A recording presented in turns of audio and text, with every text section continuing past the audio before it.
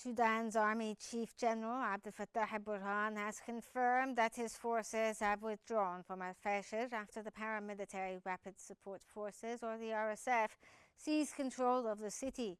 Al-Burhan said the leadership decided to leave El-Fasher due to the city's systemic destruction.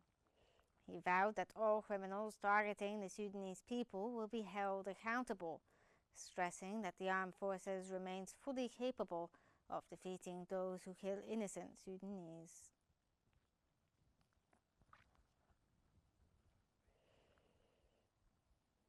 UN Chief Antonio Guterres called the suffering and famine-stricken El-Fasher unbearable, warning that growing external interferences is undermining the ceasefire after Sudan's Rapid Support Forces claimed full control of the city. Speaking on the sidelines of the ASEAN summit in Malaysia, Guterres said the humanitarian toll in El-Fasher has become intolerable and urged immediate protection of civilians and unobstructed aid access.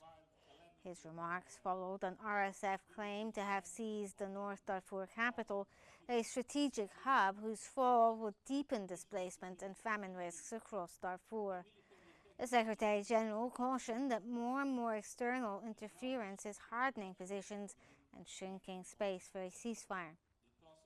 He pressed all parties and their backers to halt attacks, respect international humanitarian law, and return to mediated talks as agencies assess access corridors and scale up plans for food, medical supplies, and evacuations.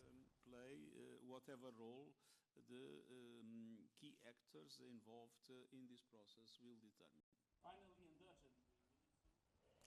The African Union has condemned the atrocities and alleged war crimes committed in El-Fasher, expressing grave concerns over the situation in Sudan.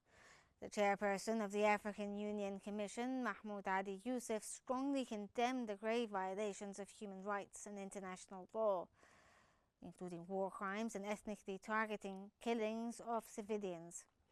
He reminded all parties of the obligations to protect civilians and warned their perpetrators would be held accountable. The AU chairperson called for an immediate ceasefire and the opening of humanitarian corridors to deliver life-saving aid to affected communities.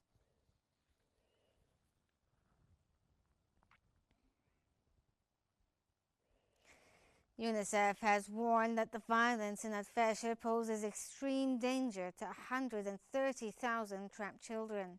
It called for an immediate ceasefire and safe humanitarian access to all affected civilians, stressing that those responsible for violations must face justice without exception.